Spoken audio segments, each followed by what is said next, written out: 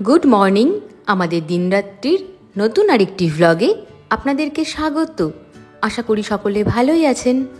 আমরা এখন রয়েছি কার্শিয়াংয়ে।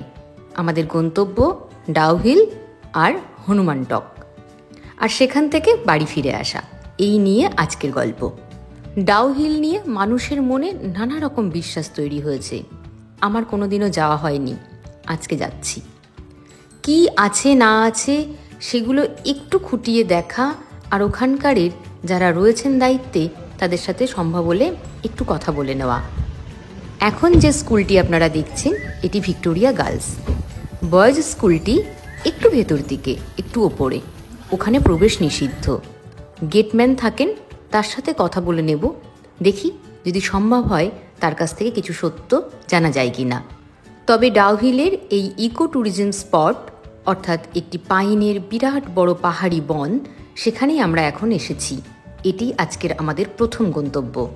দেখে নেব এই পাইন বনটি। পাইন বনের শেষ নেই, একদিনে অনেকখানি আপনাকে উপরে হেঁটে উঠতে হবে, ঘুরে দেখতে হবে, পুরো দিন শেষ। কিন্তু এই পাইনই রয়েছে এখানে, কৃত্রিমতার ছোঁয়া খুবই কম, চারিদিকে প্রকৃতি। তো আমাদের খুব বেশি হাতে সময় নেই, যেহেতু আজকেই আমাদের ফিরে যাওয়া, সেই জন্য আমরা খুব ওপরে যাব না।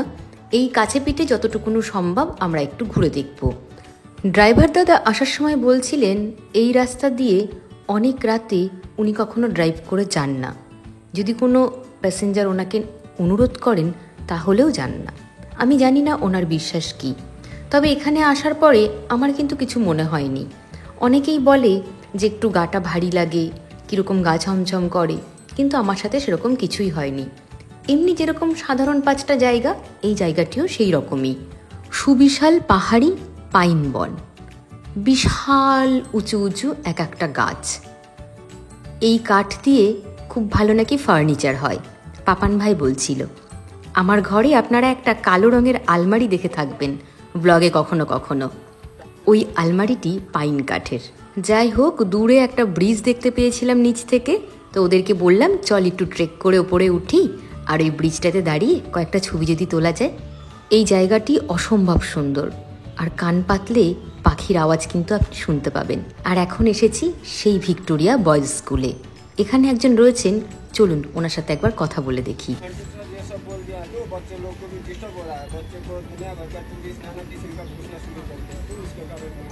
अच्छा अच्छा, इसीलिए टूरिस्ट को परमिशन नहीं है। बच्चे लोग 5 को जॉगिंग के लिए आते हैं, यहाँ से 2 मिनट्स वॉकिंग डिस्टेंस है। बोर्डिंग जैसा है क्या? और उसका कोई प्रॉब्लम तो नहीं है, वो जो पुराना जो हुआ था एक्सीडेंट? ये इसलिए तो अंदर जाने नहीं देता है टूरिस्ट लोग। नहीं, मैं पूछ रही हूँ, आप तो यहाँ का ही है, कोई प्रॉब्लम तो नहीं है ना? ड्यूटी अच्छा खासा हो रहा है। हाँ, कोई प्रॉब्लम नहीं, ऐसे लोगों का बना हुआ है। खाली मुंह का बात बहुत सारा फैल गया। अच्छा, मुंह का बात फैल गया, ऐसे कुछ सच्ची कुछ नहीं है। हाँ, तो अभी कितना बच्चा है इधर? अभी लगभग इसके अंदर 150 से ऊपर है, और ऐसे तो बाहर से बहुत पड़ता है। अच्छा, 150 से ऊपर है। इधर रेसिडेंशियल है, वो रहता है इधर। और वो जो प्लेन लैंड का भी स्टूडेंट आता है ना, ये सब बाहर से है ना? नहीं, बाहर तो इसका नहीं आता, इंडियन ही है। अच्छा अच्छा अच्छा, अच्छा, इंडिया का बहुत सारे जगह से आते हैं यहाँ पे। আচ্ছা, আইসিসি বোর্ড। থ্যাংক ইউ ভাইয়া। আপনারা তো শুনলেন সবটাই, জানি না ভয়েস ক্লিয়ার এসেছে কিনা। আমি যখন এডিট করব তখন একবার দেখবো, যদি ক্লিয়ার না আসে চেষ্টা করবো যতটা ক্লিয়ার করা যায়। আসলে এগুলো লোকমুখে প্রচলিত কিছু বিশ্বাস, এখন এগুলো কিছুই নেই। প্রচুর বাচ্চারা এখানে পড়ে, একদম সাধারণ জীবনযাপন যেমন তেমনই চলছে। চলুন পরের স্পটটা ঘুরে দেখি। ওই দূরে আমাদের গাড়িটি দাঁড়িয়ে রয়েছে, বাকিরা কেউ গাড়ি থেকে নামেনি, আমি আর পাপান ভাই শুধু নেমেছিলাম। তো আমরা গাড়িতে উঠে গেছি। আবার যেতে যেতে আপনাদেরকে কয়েকটা কথা বলি।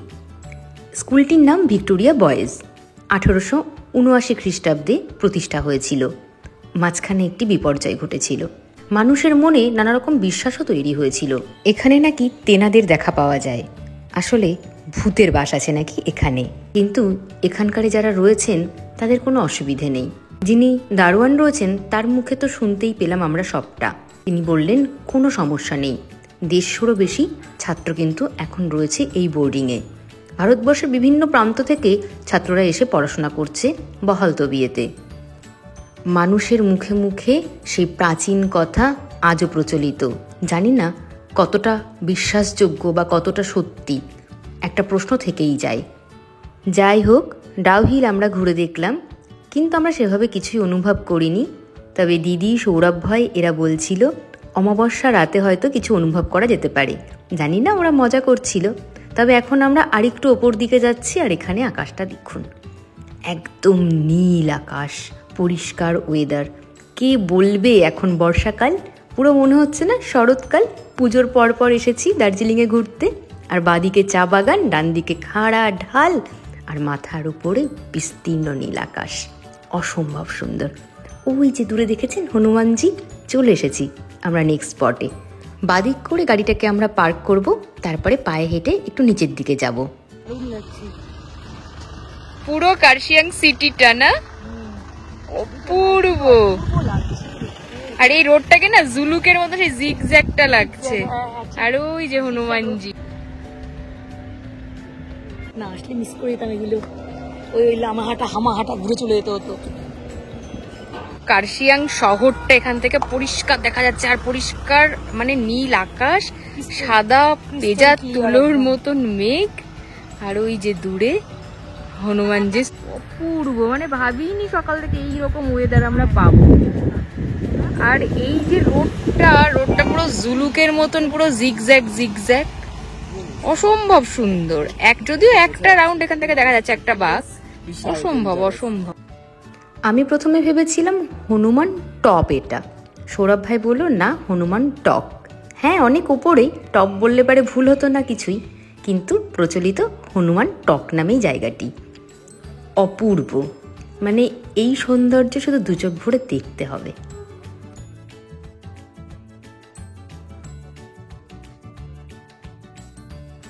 তুলনামূলকভাবে বর্ষাকালে ট্যুরিস্টের আনাগোনা একটু কম, সেই জন্য আমরা খুব সুন্দরভাবে এই জায়গাগুলো ঘুরে দেখতে পাচ্ছি। দু একজন রয়েছেন, তবে খুব ভিড় কিন্তু নেই। মন প্রাণ ভরে এই প্রকৃতিকে একদম মণিকোঠায় বন্দি করে নিয়ে যাব সমতলে। আর আপনাদের সাথেও শেয়ার করে নিচ্ছি আমার চোখে দেখা বর্ষার দার্জিলিংয়ের পাহাড়। কোথাও জানি মনে হচ্ছে ভগবানের সাথে আমাদের মিতালি হয়েছে। যখন আমরা গাড়িতে করে চলছি, তখন বৃষ্টি, মেঘ, তাদের ঘনঘটার শেষ নেই। কিন্তু যখনই আমরা স্পটে পৌঁছে যাচ্ছি, তখনই পরিষ্কার আবহাওয়া, অসম্ভব সুন্দর। আর এদিকে আমার ভাইদেরকে দেখুন, ওদের দুজনকে না কেমন রূপকথার গল্পের চরিত্রের মতন লাগছিল না? পেছনে নীল আকাশ আর খাড়া খাই, যেন মনে হচ্ছে কিচ্ছু নেই। ওই পাশটাতেই পৃথিবী শেষ হয়ে গেছে, আমরা একদম অন্তিম বর্ডার লাইনে দাঁড়িয়ে আছি। আর এই দেখুন দূরের পাহাড়ে আবার মেঘ নেমে এসেছে। এ এক নয়নাভিরাম প্রাকৃতিক সৌন্দর্য, যার শেষ নেই। অনন্ত সীমাহীন এই সৌন্দর্য আকণ্ঠ পান করে চলেছি আমরা চারজনে। আরও কয়েকটি জায়গা আমাদের ঘুরে দেখা হলো না, গিদ্দে পাহাড়, নেতাজি মিউজিয়াম, আরও কয়েকটি স্থান।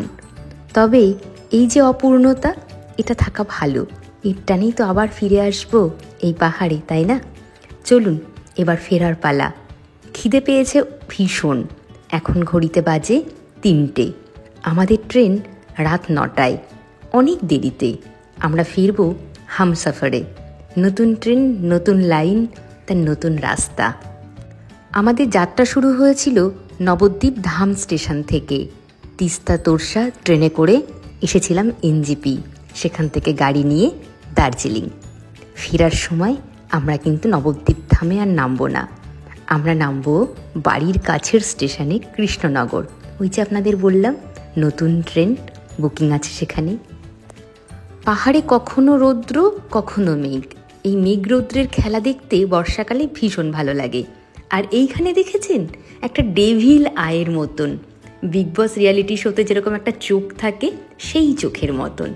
মানে সেই চোখের মাঝখান দিয়ে দেখা যাচ্ছে দূরের শিলিগুড়ি শহর, যেখানে কড়া রোদের তেজ রয়েছে, প্রখর রৌদ্র, সূর্যের তাপ ভীষণ। দূরের রৌদ্রোজ্জ্বল শিলিগুড়ি শহর আর আমাদের এই মেঘলা পাহাড়, দুইয়ের মাঝখানে আমরা। দূর থেকে দেখলাম দুটোই একসাথে। দাঁড়িয়েছি রাস্তার ধারের একটি ছোট্ট রেস্টুরেন্টে। সেখানে আমরা আমাদের মধ্যাহ্নভোজন সেরে নেব। ভাই আর দিদি, অর্থাৎ সৌরভ ভাই আর দিদি অর্ডার করেছে মোমো। ওদের যেহেতু সেদিন মোমো খাওয়া হয়নি, তাই আমি আর পাপান ভাই খেয়েছি ভাত। আমি একবারে রাতের খাবারটা খেয়েই নিলাম। 5টা বেজেই গেছে। 7টার পরে তো আমি খাবার খাই না, তো আমার খুব একটা অসুবিধে হবে না। আর ট্রেন 9টায় ছাড়বে। উঠেই শুয়ে পড়ব, ঘুমিয়ে যাব। ক্লান্ত শরীর, ঘুম তো আসবেই। আর আমরা এখন পৌঁছে গেছি শিলিগুড়ি শহরে। এসেছি সিটি সেন্টারে।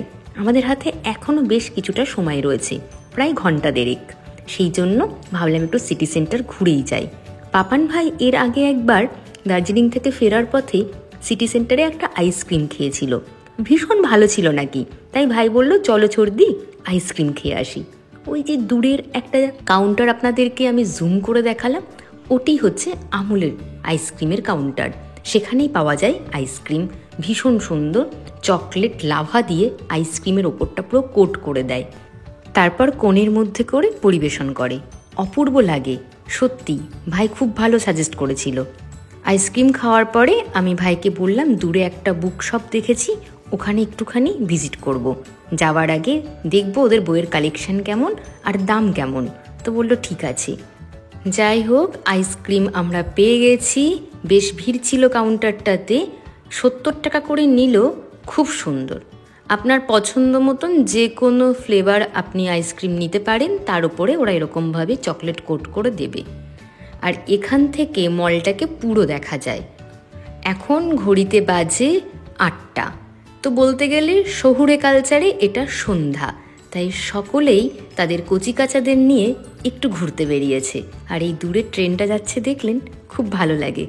যাই হোক, আমরা এখন চলেছি বইয়ের দোকানটিতে। তো এসেছি, তো প্রথমেই এই গৌর গোপাল দাসের বইটি আমি নিলাম। তো যা দাম রয়েছে তার উপরে কোনো ডিসকাউন্ট নেই। এর থেকে ভালো আমি বদরদাকে দিয়ে বই আনিয়ে নেব কলেজ স্ট্রিট থেকে, ডিসকাউন্ট পাবো। তবে বইয়ের কালেকশন যে দুর্দান্ত তেমন বলবো না, গতানুগতিক খুব পরিচিত বইগুলোই এখানে রয়েছে। যাই হোক, আমাদের হাতে আর সময় নেই। এখন আমরা বেরিয়ে যাচ্ছি এখান থেকে। আমরা সোজা যাব এবার এনজেপি স্টেশনে। এই যে ঘন্টা দেড়েক সময় আমরা এখানে কাটালাম, তার জন্য ড্রাইভার দাদা কিছু বকশিস আবদার করেছিলেন। উনি আবদার না করলেও আমরা ওনাকে বকশিস দিতামই। তো যাই হোক, আমরা এনজেপি স্টেশনে সময় মতো পৌঁছেও গিয়েছি। আর আমাদের ট্রেনও চলে এসেছে। আমরা আমাদের সিটে বসেও গেছি। দিদি ভাই ওরা ওদের রাতের খাবার নিয়েছিল হান্ডি বিরিয়ানি। পুরো সিল করা ছিল বিরিয়ানির হাঁড়িটা মাটির একটা ঢাকনা দিয়েই।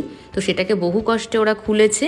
আর এটার মধ্যে যেটা দেখছেন, এটা হলো ফিরনি, সাথে রায়তা রয়েছে, কোক রয়েছে। তো আমি তো এগুলো খাবো না, চিকেন বিরিয়ানি ওরা নিয়ে উঠেছে। তো আমার জন্যই ওরা মূলত ফিরনি নিয়েছে। এতটা ফিরনি আমি খাবো না, তাই অল্প একটু ফিরনি আমি নিয়ে নিলাম টেস্ট করব বলে। আর ওরা যেভাবে খাওয়া দাওয়া করছে দেখে সত্যিই মনে হচ্ছে ভীষণ সুস্বাদু। যাই হোক, খাওয়া দাওয়ার পর্ব মিটিয়ে সকলে ঘুমিয়ে পড়েছে। অনেকক্ষণ পরে এই ভোরবেলায় ঘুম ভাঙলো অ্যালার্মে। এখন ঘড়িতে বাজে 4:42। আর এই স্টেশনটি রেজিনগর। প্রত্যেক দিন এর উপর দিয়েই কিন্তু আমি কলেজ আসি। বেলডাঙ্গা স্টেশনের ঠিক আগে স্টেশনটা রেজিনগর। আর বেশি দূরে নয়, কিছুক্ষণের মধ্যেই বাড়ি পৌঁছে যাব। দার্জিলিংয়ের ব্লগ এখানেই শেষ করছি। আজ আসি।